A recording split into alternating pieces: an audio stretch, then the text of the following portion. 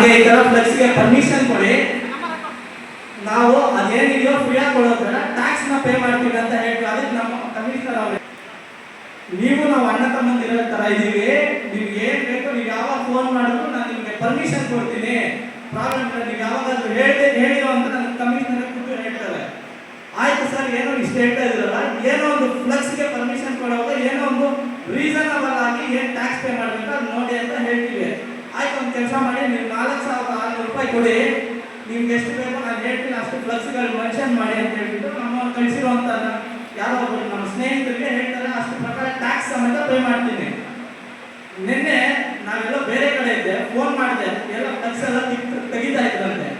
Phone ಮಾಡಿದ್ರೆ ಯಾಕೆ sir ತೆಗಿತಾ ಇದ್ದೀರಾ ಅಂತ ಕೇಳಿದ್ರೆ, ನೀವು ಹೇಳ್ದಂಗೆ ಟ್ಯಾಕ್ಸ್ ತೆಗಿದೀವಲ್ಲ ಅಂತಂದ್ರೆ ಏನ್ ಹೇಳ್ತಾರಂದ್ರೆ ನಮ್ಮ ಕಮಿಷನರ್ ಅವರು, ನಾನು ನಡ್ಕೊಳ್ಳೋದೇ ಹಿಂಗೆ, ನಾನು ಮಾಡೋದೇ ಹಿಂಗೆ, ನೀನ್ ಯಾರು ಕೇಳಕ್ಕೆ, ಇದು ನನ್ನ ಪ್ಯೂರ್ ಬಿಸ್ನೆಸ್ ಅಂತ ಹೇಳ್ತಾರೆ.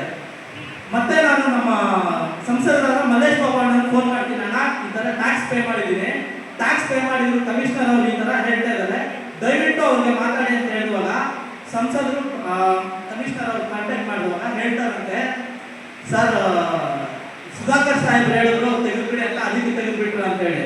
ಅದೇ ನಮ್ಮ ಸಂಸದರು ನನಗೆ ಫೋನ್ ಮಾಡಿ ಈ ತರ ವಿಚಾರ ತಿಳಿಸ್ತಾರೆ. ನಾನು ಈ ವೇದಿಕೆ ಮುಖಾಂತರ ಮಾನ್ಯ ಸುಧಾಕರ್ ಅವರಿಗೆ ಹೇಳೋದು ಒಂದೇ ಒಂದು ಮಾತು, ನೀವು ಏನೋ ರೋಡಲ್ಲಿ ಕಟ್ಟಿರುವಂತ ಫ್ಲಕ್ಸ್ ನ ತೆಗೆದುಬಿಟ್ಟು ಕಿತ್ತು ಕಸಗಾರಿಗೆ ಹಾಕಿ ಹೇಳ್ಕೊಂಡು ಹೋಗ್ಬೋದು, ಆದ್ರೆ ನಮ್ಮ ಹೃದಯದಲ್ಲಿರುವಂತ ಜೆ.ಕೆ. ಕೃಷ್ಣಾರೆಡ್ಡಿ ಅನ್ನ ಯಾರ ಕೈಯಲ್ಲಿ ನಮ್ಮ ಹೃದಯದಿಂದ ಕರೆಯಕ್ಕಾಗಲ್ಲ ಸ್ವಾಮಿ.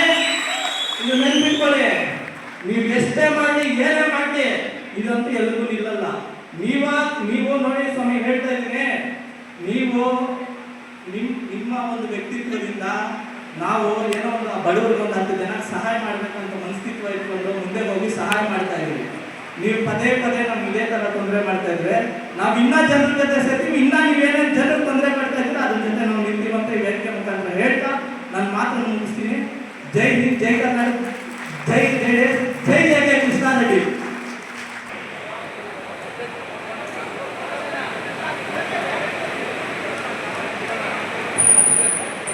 అవునా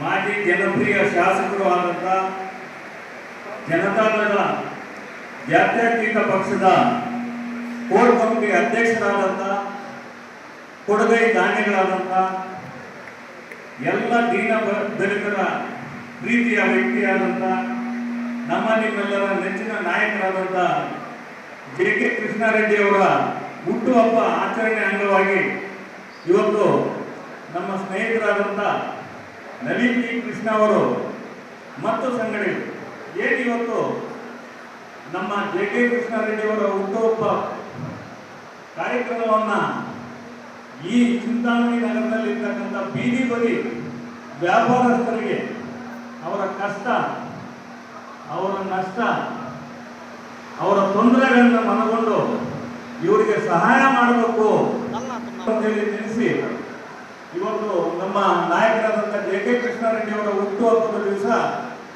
ಸುಮಾರು ಒಂದು 350 ಜನಪೂರ್ಣ ಇಟ್ಕೊಂಡಿದ್ದಾರೆ. ಬಹಳ ಸಂತೋಷದ ವಿಚಾರ. ನವೀನ್ ಜಿ ಕೃಷ್ಣ ಅವರು ನನಗೆ ಬಹಳ ದಿವಸದಿಂದ ಪರಿಚಯ ಇದ್ದಾರೆ. ಹೇಗೆ ಅಂತಂದ್ರೆ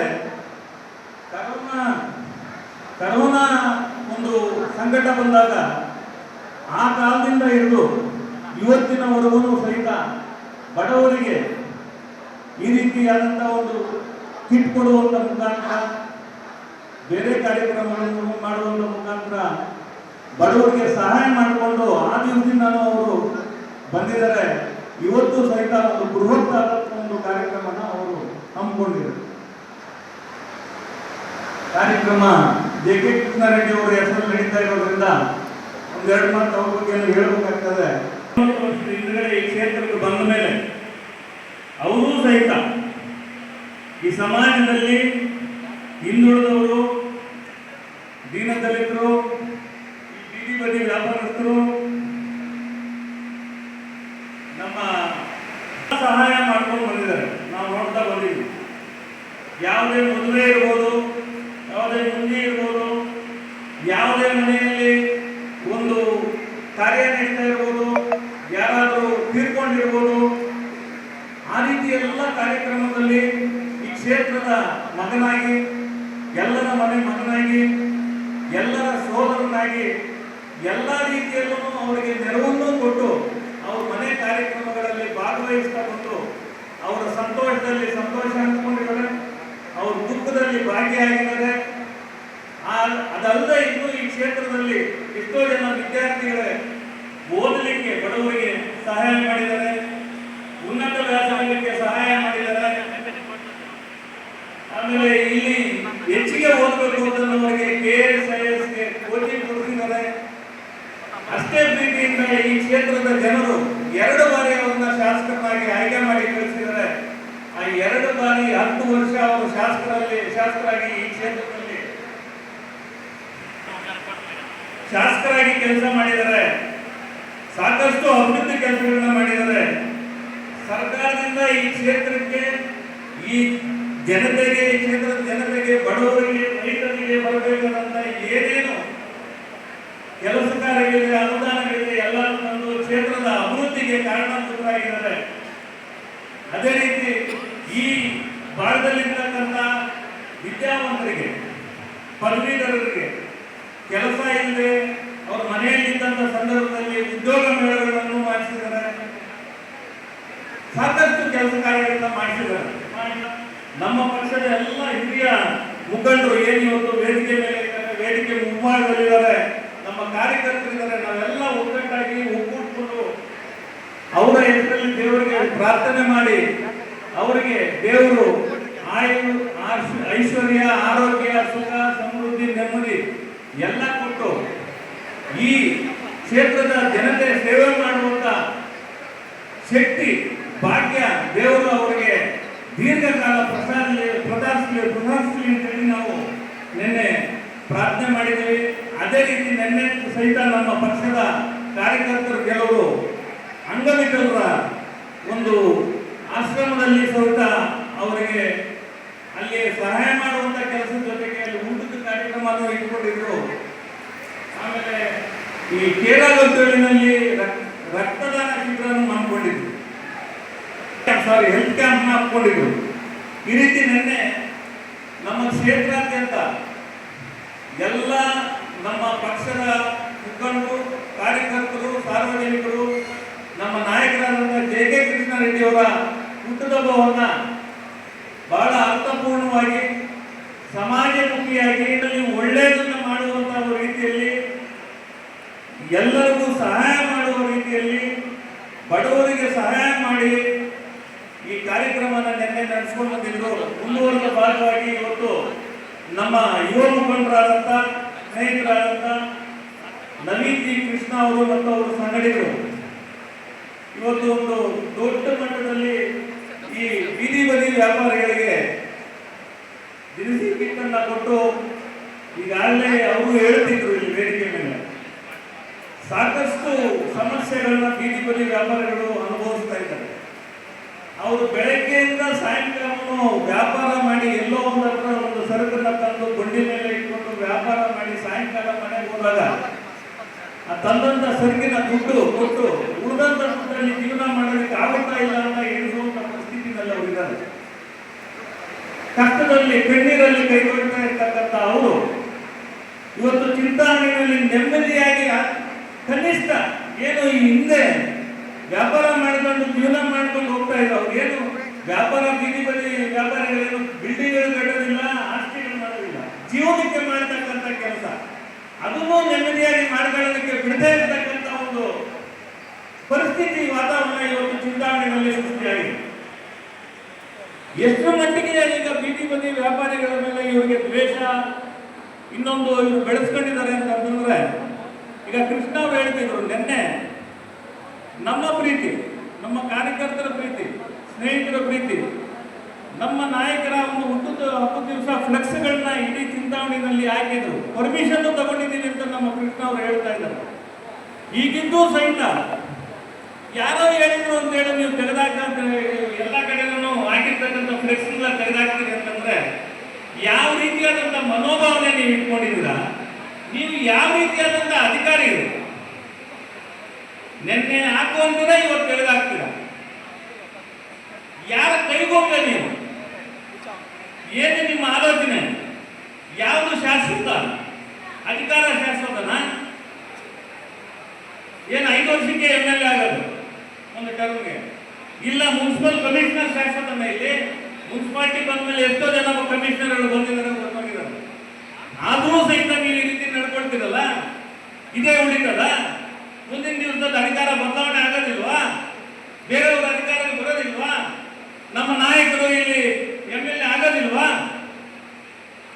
ನಾವು ನಮ್ಮ ನಾಯಕರು ಈ ದಿವಸ ಏನು 10 ವರ್ಷ ಇಲ್ಲಿ ಆಡಳಿತ ಮಾಡಿದ್ದಾರೆ, ನನ್ನ ಪ್ರಕಾರ, ನನ್ನ ಅನುಭವದಲ್ಲಿ ಒಂದು ದಿವಸನೂ ಈ ತರ ನಡವಳಿಕೆಯನ್ನು ನಾವು ಅವ್ರ ಕಡೆಯಿಂದ ನೋಡೇ ಇಲ್ಲ. ಯಾರು ನಮ್ಮ ನಾಯಕರ ಜೊತೆಯಲ್ಲಿ ನಾವು ಇಲ್ಲಿ ಯಾರು ಪಕ್ಷದಲ್ಲಿ ನಾವು ಕೆಲಸ ಮಾಡ್ತಾ ಇದ್ದೀವಿ, ಯಾರು ಸಹಿತ ಈ ತರ ದ್ವೇಷದ ರಾಜಕಾರಣನ ನಾವು ಮಾಡೋದಿಲ್ಲ. ಆ ತರದ ಒಂದು ಪರಿಸ್ಥಿತಿ ಇವತ್ತು ಯಾವ ರೀತಿ ನಿರ್ಮಾಣ ಮಾಡಿದ್ದೀರಿ ಅಂತಂದ್ರೆ, ಯಾರೋ ಪುಣ್ಯಾತ್ಮರು ಜೊತೆ ಸೇರಿ ಒಂದು 10 ಜನಕ್ಕೆ ಬಡವರಿಗೆ ಕಿಟ್ ಕೊಡ್ತೀವಪ್ಪ, ಆಹಾರ ಕಿಟ್ಟು ಅಂತಂದ್ರೆ ಲಿಸ್ಟ್ ಕೊಡೋದಕ್ಕೆ ಹಿಂದೆ ಮುಂದೆ ನೋಡ್ತಕ್ಕಂಥ ಜನ, ನೀವು ಯಾವ ರೀತಿ ಸಾರ್ವಜನಿಕರಿಗೆ ಸಹಾಯ ಮಾಡ್ತೀರಾ ಅನ್ನೋದೇ ಒಂದು ದೊಡ್ಡ ಪ್ರಶ್ನೆ.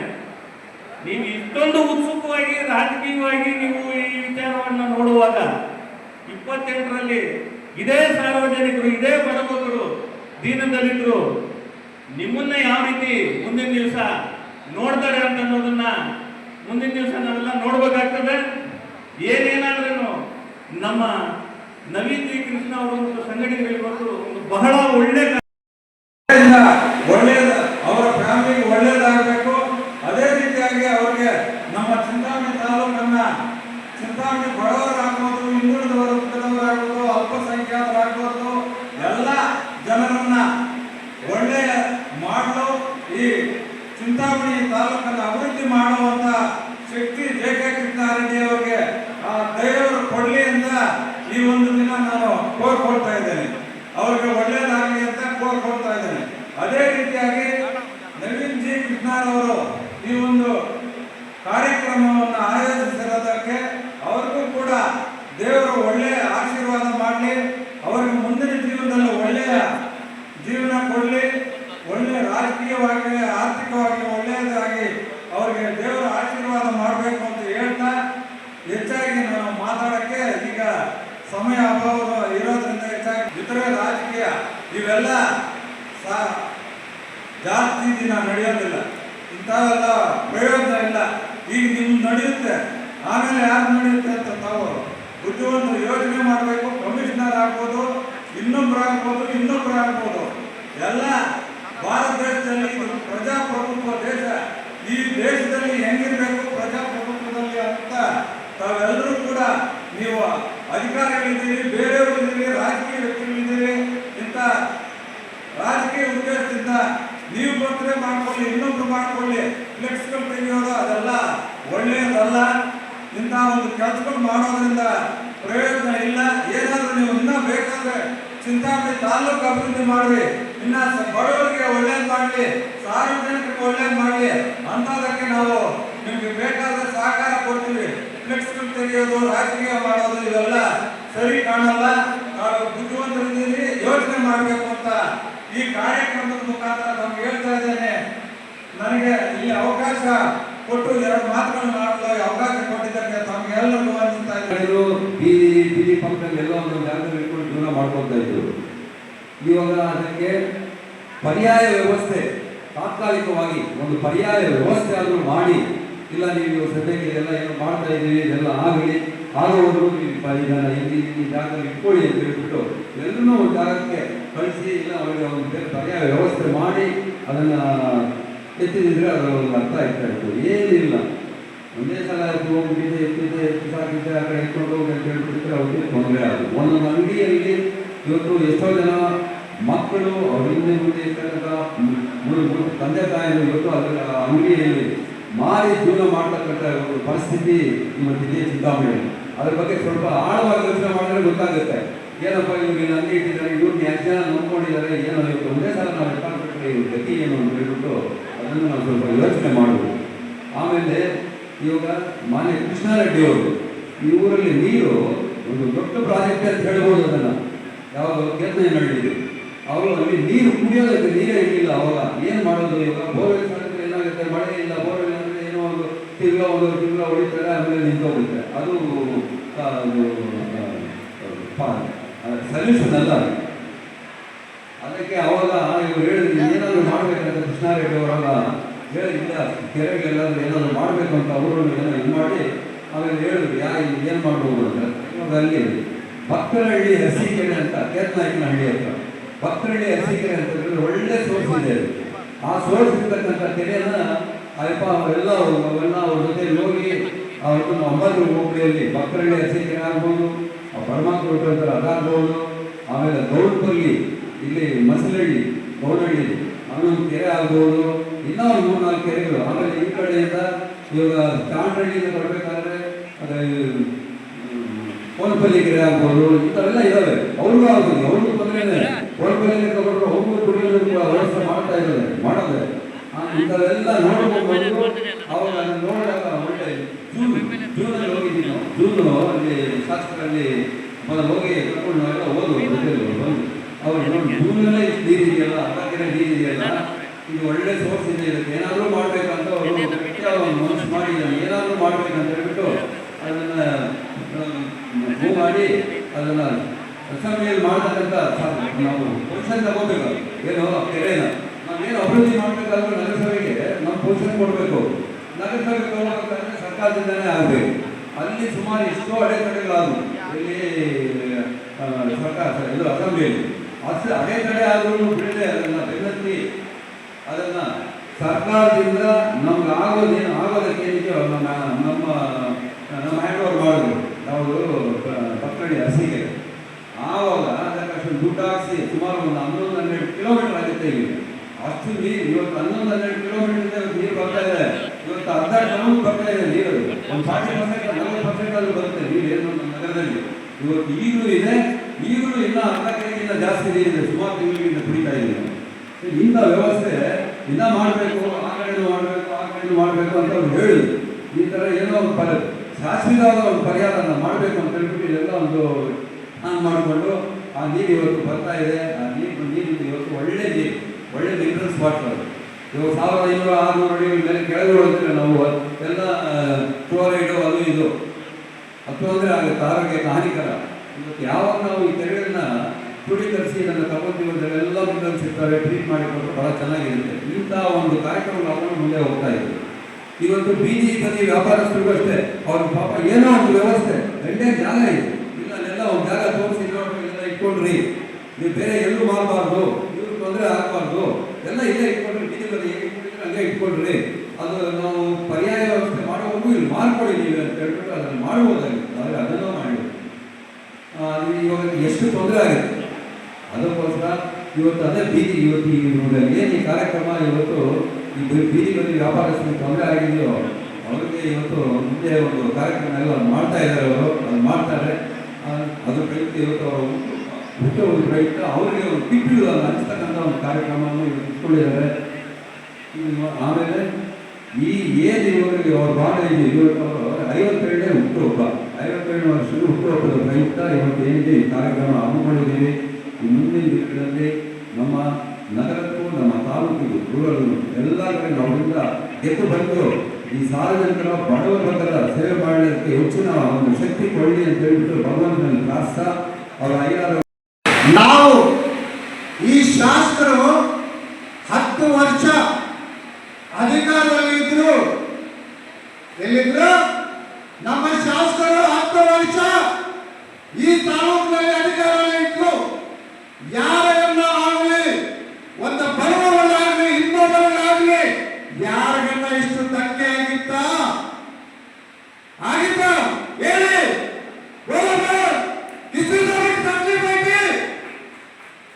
ಹೇಳಿ ನೀವು 10 ವರ್ಷ ಅವರು. ಯಾಕಂದ್ರೆ ಇದು ಹುಟ್ಟಪ್ಪ ನಾನು ಭಾಷಣ ಮಾಡಲ್ಲ, ಭಾಷಣ ಮಾಡೋದಿದ್ರೆ ಕನಿಷ್ಠ 1 ಗಂಟೆ ಬೇಕು.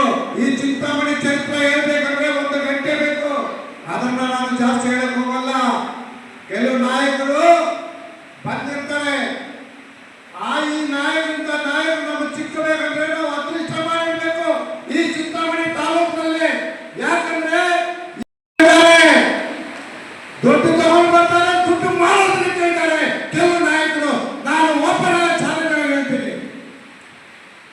ಇಂಥ ನಾಯಕರನ್ನ ನಾವು ಕಳ್ಕೊಂಡಿದ್ದೀವಿ. ಯಾಕಂದ್ರೆ ನಮ್ಮ ಹತ್ರ ಟೈಮ್ ಇಲ್ಲ. ಈಗ ಮುಂದಿನ ದಿನಗಳಲ್ಲೆಲ್ಲ ಹೇಳ್ತೀವಿ. ದಯವಿಟ್ಟು ನೀವು ಇವತ್ತು ಏನ್ ನಡೀತಾ ಇದ್ದು ಎರಡನೇ ಬಾರಿ ಇದು ಏನು ಬೀದಿ ಬದಿ ಭಾಗ ವ್ಯಾಪಾರಸ್ಥರು ರೋಡಲ್ಲಿ ಬಂದಿರೋದು ಎರಡನೇ ಸಲ. ಇದು ಎರಡನೇ ಸಲ. ಅದಕ್ಕೆ ಮುಂಚೆ ಅವರು ಅಧಿಕಾರದಲ್ಲಿದ್ದರು. ಇದೇ ಬೀದಿ ವ್ಯಾಪಾರಗಳು ಬೀದಿಯಲ್ಲಿ ಬಂದಿದ್ರು. ಇವಾಗ ಅಧಿಕಾರದಲ್ಲಿ ಬಂದಿದ್ದಾರೆ. ಇವತ್ತು ಬೀದಿಯಲ್ಲಿ ಬಂದಿದ್ದಾರೆ. ಯಾಕಂದ್ರೆ ಜಾಸ್ತಿ ಹೇಳೋದಿಷ್ಟೇ ಇದೆ. ದಯವಿಟ್ಟು ಜನಗಳನ್ನ ಯಾಕಂದ್ರೆ ಊಟ ಮಾಡಿದ್ರೆ ಬಿಡಿ. ಊಟ ಮಾಡಿದ್ರೆ ನಾನು ಹೇಳ್ತಾ ಇದ್ದೆ ಅಂತ ಊಟ ಮಾಡಿದ್ರೆ ನಮ್ದೇ ನಾನು ಹೇಳ್ತಾ ಇರೋದು. ಇವಾಗ ಕೆಡಲಿಸರಾದ 2 ವರ್ಷ ಎಲೆಕ್ಷನ್ ಇರೋದು. ಎಷ್ಟು 2 ವರ್ಷ ನೋಡ್ತಾ ನೋಡ್ತಾ ಬಂದ್ಬಿಡ್ತಾರೆ. ಇವತ್ತಿಂದಲೇ ನೀವು ರೆಡಿಯಾಗಿ ಇಂಥ ನಾಯಕರನ್ನ ನಾವು ಏಕೆ ಇದು ಮಾಡಬೇಕು ಅಂದ್ಬಿಟ್ಟು ಇವಾಗಿಂದಲೇ ನಾವು ಶುರು ಮಾಡ್ಕೋಬೇಕು. ಯಾಕಂದ್ರೆ ನಮ್ಮ ಹತ್ರ ಟೈಮ್ ಕಡಿಮೆ ಇದೆ. ನೋಡ್ತಾ ನೋಡ್ತಾ 1 ವರ್ಷ ಆಗ್ಬಿಡ್ತದೆ, ಎಲೆಕ್ಷನ್ ಬಂದ್ಬಿಡ್ತದೆ, ಅಲೌನ್ಸ್ ಆಗ್ಬಿಡ್ತದೆ. 2 ವರ್ಷದಲ್ಲಿ 6 ತಿಂಗಳ ಮುಂದೆ ಎಲೆಕ್ಷನ್ ಅಲೌನ್ಸ್ ಆಗುತ್ತೆ. ಅದರಿಂದ ದಯವಿಟ್ಟು ನೀವು ತಾವು ಈ 10 ವರ್ಷದಿಂದ ನಾವು ಎಷ್ಟು ಅನುಭವಿಸಿ ಕೊಟ್ಟಿದ್ರೆ ಅವರು ಅಷ್ಟು ನಮ್ಮ ಕೆಲಸ ಕೊಟ್ಟಿದ್ದಾರೆ. ಯಾವುದೂ ಇಲ್ಲ ಅವರಿಗೆ ಈ ಅಧಿಕಾರಗಳು ಬಂದು ಅದನ್ನ ನೀವು ನಮ್ಮ ಗಮನದಲ್ಲಿ ಇಟ್ಕೊಂಡು ಇದು ಮುಂದಿನ ದಿನಗಳಲ್ಲಿ ನಾವು ಏನ್ ಮಾಡಬೇಕು ಅನ್ನೋದನ್ನ ನೀವು ಸ್ವಲ್ಪ ದಯವಿಟ್ಟು ನೀವೆಲ್ಲರೂ ದಯವಿಟ್ಟು ಇದನ್ನ ಇಟ್ಕೊಂಡು ಮುಂದಿನ ಕಾರ್ಯಕ್ರಮದಲ್ಲಿ ನಮ್ಮ ಜೆ.ಕೆ. ಕೃಷ್ಣಾರೆಡ್ಡಿ ಅವರನ್ನ 55 ನಾವು ಅಭಿನಂದಿಸೋಣ. ಜೆ.ಕೆ. ಕೃಷ್ಣಾರೆಡ್ಡಿ ಅವರಿಗೆ, ಜೆ.ಕೆ. ಕೃಷ್ಣಾರೆಡ್ಡಿ ಅವರಿಗೆ. ನವೀನ್ ಅವರು ನಿಂತಿದ್ದಾರೆ. ಅದ್ರ ಜೊತೆಯಲ್ಲಿ ಬೇರೆ ಮುಖಂಡರು ಇದ್ದಾರೆ. ಆ ಉದ್ದೇಶಕ್ಕಾಗಿ ನಾನು ಇಲ್ಲಿ ಬಂದಿದ್ದೀನಿ. ಇವತ್ತು ನಮಗೆಲ್ಲ ಗೊತ್ತಿರುವಂತಹದ್ದು, ಚಿಂತಾಮಣಿಯಲ್ಲಿ ಯಾವುದೇ ತಾಲೂಕಲ್ಲಿ ಆಗದೇ ಇರುವಂತ ಡೆವಲಪ್ಮೆಂಟ್ ಆಗ್ತಾ ಇದೆ ಅಂತ ಬಡಾಯಿ ಕಚ್ಕೊಳ್ತಾ ಇರುವಂತ ಕೆಲವು ಮುಖಂಡರಾಗಿರ್ಬೋದು ಅಥವಾ ಅವರು ಕಾರ್ಯಕರ್ತರಾಗಿರ್ಬೋದು ಅಥವಾ ನಮ್ಮ MLA ಆಗಿರ್ಬೋದು, ನನಗೆ ತಿಳಿದಿದ್ದ ಪ್ರಕಾರ ಎಲ್ಲ ತಾಲೂಕುಗಳಲ್ಲಿ ಸುಮಾರು ತಾಲೂಕುಗಳಲ್ಲಿ ಪಾಲಿಟೆಕ್ನಿಕ್ ಇದೆಯಾ, ಬಾಗೇಪಲ್ಲಿಯಲ್ಲಿ ಪಾಲಿಟೆಕ್ನಿಕ್ ಇದೆಯಾ, ಚಿಕ್ಕಬಳ್ಳಾಪುರದಲ್ಲಿ ಇದೆಯಾ, ನಮ್ಮ ತಾಲೂಕಲ್ಲೂ ಪಾಲಿಟೆಕ್ನಿಕ್ ಇದೆ. ಎಲ್ಲ ಹೈಸ್ಕೂಲ್ ಇದೆಯಾ, ನಮ್ಮ ತಾಲೂಕಲ್ಲೂ ಹೈಸ್ಕೂಲ್ ಇದೆ. ಎಲ್ಲ ತಾಲೂಕಿನಲ್ಲಿ ಇಂಜಿನಿಯರಿಂಗ್ ಕಾಲೇಜುಗಳಿದೆಯಾ, ಕೆಲವು ಕಡೆ ಇದೆ, ನಮ್ಮಲ್ಲೂ ಇದೆ. ಎಲ್ಲ ತಾಲೂಕುಗಳಲ್ಲಿ ಟೌನ್ಗಳಲ್ಲಿ ರಸ್ತೆಗಳಿದೆಯಾ, ರಸ್ತೆಗಳು ಇದೆ, ನಮ್ಮಲ್ಲೂ ಇದೆ. ಎಲ್ಲ ತಾಲೂಕುಗಳಲ್ಲಿ ಹಾಸ್ಪಿಟಲ್ಗಳಿದೆಯಾ, ನಮ್ಮಲ್ಲೂ ಇದೆ, ಎಲ್ಲ ಕಡೆ ಇದೆ. ಆದರೆ ಏನಿವತ್ತು ಬಡವರು ಮತಗಳು ಬೇಕಲ್ಲ, ಭಿಕ್ಷೆಗಳು ಬೇಡ್ತೀವಲ್ಲ, ಅಮ್ಮ ಅಪ್ಪ ಹಾಕಿ ಓಡಲ್ಲೆಲ್ಲ ಅಂತ ಕೌನ್ಸಿಲರ್ಗಳು ಕೇಳ್ಕೊಡ್ತಾರೆ, MLA ಕೇಳ್ಕೊಡ್ತಾರೆ, MP ಕೇಳ್ಕೊಡ್ತಾರೆ. ಮತಗಳಿಂದ ನಾಯಕರಾಗಿರ್ಬೋದು, ಅವ್ರ ಮತಗಳಿಂದ MLAಗಳಾಗ್ಬೋದು, ಅವ್ರ ಮತಗಳಿಂದ MP ಗಳಾಗ್ಬೋದು, ಕೌನ್ಸಿಲರ್ಗಳಾಗ್ಬೋದು, ZP ಮೆಂಬರ್ಗಳಾಗ್ಬೋದು, TPS ಮೆಂಬರ್ಗಳಾಗ್ಬೋದು. ಆದ್ರೆ ಅವ್ರ ತೊಂದರೆ ಆದ್ರೆ ನೀವು ಕಣ್ಮುಚ್ಕೊಂಡಿರ್ತೀರಾ? ಅಧಿಕಾರಿಗಳಾಗ್ಲಿ ಶಾಸಕರಾಗ್ಲಿ, ಶಾಸಕರು ಮಾಜಿ ಶಾಸಕರು ಆಗಿಲ್ವಾ? ಆಗಿದಾರಲ್ಲ. ಮಾಜಿಗಳಿರೋರು ಹಾಲಿಗಳಾಗಿಲ್ವಾ? ಯಾರು ಏನು ಶಾಸಕರಿಲ್ವಲ್ಲ, ಎಲ್ಲ ಟೆಂಪ್ರರಿ ಅಷ್ಟೇ.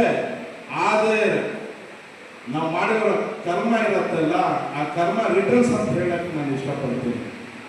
ಆ ಕರ್ಮ ಯಾರು ಬಿಡಲ್ಲ. ಒಳ್ಳೇದು ಮಾಡಿದ್ರೆ ಒಳ್ಳೇದಿರ್ತದೆ, ಕೆಟ್ಟದ್ದು ಮಾಡಿದ್ರೆ ಕೆಟ್ಟದ್ದಿರ್ತದೆ. ನೀವು ಇವತ್ತು ಏನ್ ಮಾಡ್ತಾ ಇದ್ದೀರಂತ ನಿಮ್ಗೆ ಅರ್ಥ ಆಗ್ತಾ ಇದೆಯಾ? ಬಹಳಷ್ಟು ಜನ ಕಮಿಷನರ್ ಬಗ್ಗೆ ಹೇಳ್ತಾ ಇದ್ರು. ಪಾಪ ಕಮಿಷನರ್ ಒಳ್ಳೆಯವರು, ಅವರು ಯಾರಿಗೂ ತೊಂದರೆ ಕೊಡಲ್ಲ, ನಮ್ಮ ಸ್ನೇಹಿತರು ಕೂಡ ಅವರು. ಇಲ್ಲಿರುವಂತ ಅವರು ಇವತ್ತು ಅವರು ಸಂಬಳ ತಗೊಳ್ತಾ ಇರೋದು ಇವತ್ತು ನಮ್ಮ ಪಬ್ಲಿಕ್ ಟ್ಯಾಕ್ಸ್ ಇಂದ. ಇವತ್ತು ನೀವು ನಾವೇನು ಟ್ಯಾಕ್ಸ್ ಕಟ್ತಾ ಇದ್ದೀವಿ, ಅದರಿಂದ ಅವ್ರ ಜೀವನ ನಡೀತಾ ಇದೆ. ಅವ್ರೇನು ಶಾಶ್ವತವಾಗಿ ಇರಲ್ಲ, ಎಲ್ಲ ಟೆಂಪ್ರರಿ ಅಷ್ಟೇ.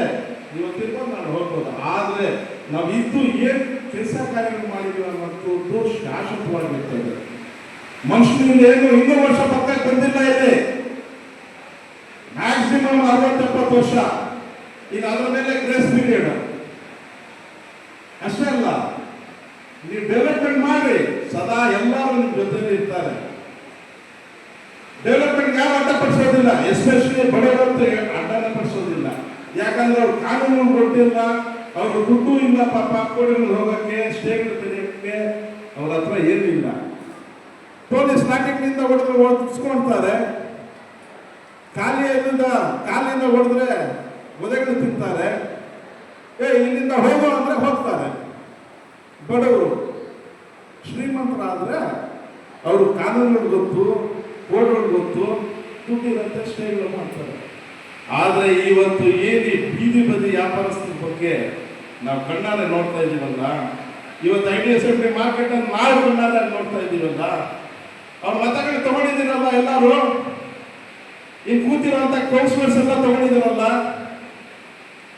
ಶಾಸಕರು ತಗೊಂಡಿದ್ದಾರೆ, ಮಾಜಿ ಶಾಸಕರು ತಗೊಂಡಿದ್ದಾರೆ, MP ಗಳು ತಗೊಂಡಿದ್ದಾರಲ್ಲ, ನೀವು ಅವ್ರ ಬಗ್ಗೆ ಗಮನ ಹರಿಸಿ ಧ್ವನಿ ಎತ್ತಬೇಕು. ಅವರು ಅಸಹಾಯಕರಿದ್ದಾರೆ, ಅವರು ನಿಮ್ಗೆಲ್ಲ ಆ ಶಕ್ತಿ ದೇವರು ಕೊಟ್ಟಿದ್ದಾನೆ, ನೀವೆಲ್ಲ ಜೊತೆಯಲ್ಲಿದ್ದು ಅವರಿಗೆ ಸಹಾಯ ಮಾಡಬೇಕು.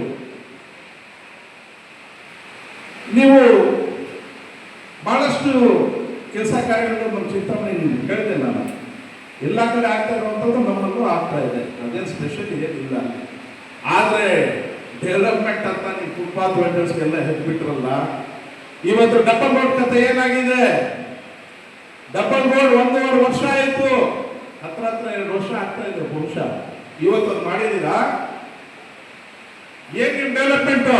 ಎಲ್ಲೋದ ಅವ್ರ ಕಾಂಟ್ರಾಕ್ಟ್ರು?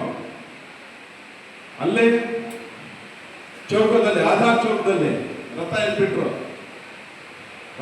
ರಾತ್ರಿ ಅದೇನು ಅರ್ಜೆಂಟ್ ಎಲ್ಲ ಅರ್ಥ ಆಗಿಲ್ಲ. ಯಾರ ಘಟ್ಟ ಇತ್ತು ಅದೂ ಗೊತ್ತಿಲ್ಲ, ಯಾರು ಅವ್ರಿಗೆ ಅರ್ಜಿ ಕೊಟ್ಟರು ತೆಗ್ಬಿಡಿ ಅಂತ ಅದೂ ಗೊತ್ತಿಲ್ಲ. ಮನ್ಸು ಬಂದಂಗೆ ಮಾಡ್ತಾರೆ.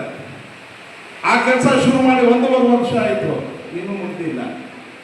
ಅದು ಜೀವನ ಮಾಡ್ಕೊಳ್ತಾ ಇದ್ರು, ಇಡ್ಲಿನೋ ದೋಸೆನೋ ಇನ್ನೊಂದು ತರಕಾರಿಯನ್ನು ಮಾಡ್ಕೊಂಡು ಏನು ಜೀವನ ಮಾಡ್ಕೊಳ್ತಾ ಇದ್ರು, ಅವ್ರಿಗೂ ಬಿಟ್ಟಿಲ್ಲ. ಆದರೆ ಆಶ್ಚರ್ಯ ಆಗತ್ತೆ, ಏನು ಮಾಡ್ತಾ ಇದ್ದಾರೆ, ಏನು ಮಾಡಕ್ಕೆ ಹೊರಟಿದ್ದೀರಾ ಅಂತ. ನೀವೇನೆಲ್ಲ ಮಾಡ್ರಿ, 1,000 ಕೋಟಿ ತಂದಾಕಿ ಯಾರು ಬೇಡ ಅನ್ನಲ್ಲ. ಆದರೆ ಒಬ್ಬರು ಹೊಟ್ಟೆ ಪಾಲು ಹೊಡೆಯುವಂಥದ್ದು, ಹೊಟ್ಟೆ ಕೊಡೆಯುವಂಥದ್ದು ಯಾರು ಸಹಿಸೋದಿಲ್ಲ. ಅದು ಯಾವತ್ತೂ ಜ್ಞಾಪನೆ ಇರುತ್ತೆ, ಅದು ಸಾಯವರೆಗೂ ಜ್ಞಾಪನೆ ಇರುತ್ತೆ. ಹೊಟ್ಟೆ ಹೊಡೆಯುವಂಥದ್ದು ಸಾಯವರೆಗೂ ಜ್ಞಾಪನೆ ಇರ್ತದೆ. ಬೆಳಗ್ಗೆ ಸೂರ್ಯ ಹಾಕುವಂಥ ಕೆಲಸಗಳು ಮಾಡಬಾರ್ದು. ಮತಗಳು ಬೇಕು ಹೌದು, ಆದರೆ ಅವ್ರು ಜೀವನ ಮಾಡಬಾರ್ದು. ಅಯ್ಯಪ್ಪ, ಯಾವ ಕಾನೂನು ರೀ, ಯಾವ ದೇಶದ ಕಾನೂನು ರೀ? ಬದಕಬಾರ್ದೇನ್ರಿ ಬಡವರು? ನಾನು ಸದಾ ಹೇಳ್ತಾ ಇದ್ದೆ, ನಾನು ಯಾವುದೇ ಕಾರಣಕ್ಕೂ ಫುಟ್ಪಾತ್ ವೆಂಡರ್ಸ್ಗೆ ಏನು ತೊಂದರೆ ಆಗಬಾರ್ದು. ಫುಟ್ಪಾತ್ ವೆಂಡರ್ಸ್ಗೆ ಏನನ್ನ ತೊಂದರೆ ಆದರೆ ನಾನು ಮೊದಲ ವ್ಯಕ್ತಿ ಆಗಿರ್ತೇನೆ ಅದು ವಿರುದ್ಧ ಮಾಡೋಕ್ಕೆ. ಇವತ್ತು ನಾನು ನಿಂತ್ಕೊಂಡಿದ್ದೀನಿ, ನನ್ನ ಶಕ್ತಿ ಮೇಲೆ ನಾನು ನಿಂತ್ಕೊಂಡಿದ್ದೀನಿ, ಮಾತಾಡ್ತೀನಿ. ಯಾರಿಗೂ ಭಯಪಡುವಂಥ ಅವಶ್ಯಕತೆ ಇಲ್ಲ, ನೇರವಾಗಿ ಮಾತಾಡ್ತೀವಿ. JK ಕೃಷ್ಣಾರೆಡ್ಡಿ ಅವ್ರ ಹತ್ರ ಇರುವಾಗಲೂ ನೇರವಾಗಿ ಮಾತಾಡಿದ್ದೀವಿ, KSN ಹತ್ರ ಇರುವಾಗಲೂ ನೇರವಾಗಿ ಮಾತಾಡಿದ್ದೀವಿ, ಇವಾಗ ಸುಧಾಕರ್ ರೆಡ್ಡಿ ಅವ್ರ ಹತ್ರ ಇದ್ದೀವಿ, ಈಗಲೂ ನೇರವಾಗಿ ಮಾತಾಡ್ತೀವಿ. ನಾನು ಹೇಳ್ತಾ ಇದ್ದೀನಲ್ಲ, ಪಕ್ಷಗಳೆಲ್ಲ ಮುಖ್ಯ, ಅಧಿಕಾರ ಅಲ್ಲ ಮುಖ್ಯ. ಇವತ್ತಿರತ್ತೆ ನಾಳೆ ಹೋಗತ್ತೆ. ಏನು ಗೌರ್ಮೆಂಟ್ ಸೀಲ ಹೊಡ್ಕೊಂಡಿರತ್ತೆ, ಅಲ್ಲಿ ಬಿಡದೇ ಇರೋಕ್ಕೆ ಏನು GP ಪಡ್ಸ್ಕೊಳಕ್ಕಾಗತ್ತಾ? ಸಿದ್ದರಾಮಯ್ಯ ಇದ್ರಲ್ಲ, ಬಿಟ್ಕೊಟ್ಟಿಲ್ಲ DK ಶಿವಕುಮಾರ್ ಅವ್ರಿಗೆ. ಹಾಲಿಗಳು ಮಾಲಿಗಳಾಗ್ತದೆ, ಮಾಲಿಗಳು ಹಾಲಿಗಳಾಗ್ತದೆ, ರಾಜಕೀಯಗಳು ಬಹಳಷ್ಟು ನೋಡಿದ್ದೀವಿ ನಾವು. ಒಂದೇ ಹೇಳಕ್ಕೆ ಬಯಸ್ತೀನಿ ನಾನು, ಯಾರೇನೇ ಹೇಳ್ಕೊಳ್ಳಿ, ನೀವೇನ ಬಡವ್ರಿಗಾಗಲಿ ಏನಾರ ತೊಂದರೆಗಳು ಕೊಟ್ಟರೆ ಆ ಕರ್ಮ ಇದೆಲ್ಲ, ಶಾಪ, ಆ ಶಾಪ ತಟ್ಟತ್ತೆ ನಿಮಗೆ. ಯಾರನ್ನಾಗಿರ್ಬೋದು ಆ ಶಾಪ ತಟ್ಟತ್ತೆ. ಇವತ್ತು ಮುಜರಾಯಿ ಡಿಪಾರ್ಟ್ಮೆಂಟ್ ಸೇರುವಂಥ ದೇವಸ್ಥಾನ ಡಬಲ್ ರೋಡಲ್ಲಿ ಅಲ್ಲಿ ಹೋಗ್ಬಿಟ್ಟು ನಿನ್ನೆ ಎಲ್ಲ ಮೊನ್ನೆ ಕೆಲವು ಅಧಿಕಾರಿಗಳು ಹೋಗ್ಬಿಟ್ಟು ದೌರ್ಜನ್ಯ ಮಾಡ್ತಾರೆ ನಮ್ಮ ಮುನ್ಸಿಪಲಿಂದ. ಏಕೆ ನೀವು ದಾಖಲೆ ಕೊಡ್ರಿ ಅಂತ ಪಾಪ ಪೂಜಾರಿಗಳು ಮಾತಾಡ್ತಾರೆ. ಅವ್ರು ಫೋನ್ ಮಾಡ್ತಾರೆ, ದಾಖಲೆಗಳು ಕೊಡೋಕ್ಕೆ ಮುಜರಾಯಿಗೂ ನೀವು ಸಂಬಂಧ ಏನು ಸ್ವಾಮಿ? ಮುಜರಾಯಿ ಡಿಪಾರ್ಟ್ಮೆಂಟು ಮುನ್ಸಿಪಲ್ ಆಫೀಸ್ಗೆ ಏನು ಸಂಬಂಧ? ಅಕಸ್ಮಾತ್ ಅವ್ರ ಖಾತೆ ನಿಮ್ಮಲ್ಲಿ ಇದೆ ಅಂದ್ಕೊಳ್ಳಿ, ದಾದಾರಾವ್ ಚೌಟ್ರಿ ಅಂತ ಸುಮಾರು 3.5 ಎಕರೆನೋ 2.5 ಎಕರೆನೋ ಎಷ್ಟು ಇದೆ ಅದು ಪ್ರಾಪರ್ಟಿ. ಆ ಪ್ರಾಪರ್ಟಿಯಲ್ಲಿ ಮುನ್ಸಿಪಲ್ ಅವ್ರು ತಗೊಂಡಿದ್ದಾರೆ, KSRTC ಬಸ್ ಸ್ಟ್ಯಾಂಡ್ ತಗೊಂಡಿದ್ದಾರೆ, ಮತ್ತು ಉಳಿದಿದ್ದು ಆ ದೇವಸ್ಥಾನಕ್ಕೆ ದಾನ ಮಾಡಿದ್ದಾರೆ. ಅದರಲ್ಲಿ ಹೋಗ್ಬಿಟ್ಟು ಅವ್ರಿಗೂ ಬಿಡಲ್ಲ ನೀವು ಅಂತ ಹೇಳಿದ್ರೆ ನಿಮ್ಗೇನು ಹೇಳೋದು? ಯಾರಂತೆ ಅಲ್ಲಿರುವಂತ ಮನೆಗಳು ತಪ್ಪಾಕಿ ಇವತ್ತು ಕೂತಿದ್ದಾರೆ, ಅವ್ರ ಹೆಸರು ಹೇಳ್ತಾರಂತೆ. ಅಣ್ಣ ಅವ್ರ ಹೆಸರು ಅವನಪ್ಪ ಅಂತ. ಅವನಪ್ಪ ಏನನ್ನ DC ಅವರ, ಅವನಪ್ಪ ಏನನ್ನ ಚಿಂತಾಮಣಿ MLA, ಅವನಪ್ಪ ಏನನ್ನ ತಹಶೀಲ್ದಾರ, ಅವನಪ್ಪ ಜಮೀನ ಅದೇನಲ್ಲ. ನೀವು ಮಾಡ್ತಾ ಇರೋವಂಥ ಕೆಲಸ ಕಾರ್ಯಗಳು ಬೇರೆ, ಅವ್ರ ಮೇಲೆ ಹಾಕೋದು. ನೀವು ಕಟ್ಟಿರುವಂಥದಕ್ಕೆಲ್ಲ ಪರ್ಮಿಷನ್ ಕೊಟ್ಟು ಲೋನ್ ಕೊಟ್ಟು ಅದಕ್ಕೆ ಕಂತಗಳಾಗಿದೆ ಅಂತ ಇವತ್ತು ಹೋಗ್ಬಿಟ್ಟು ಅವ್ರ ಮೇಲೆ ದೌರ್ಜನ್ಯ ಮಾಡ್ತಿದ್ದಾರೆ.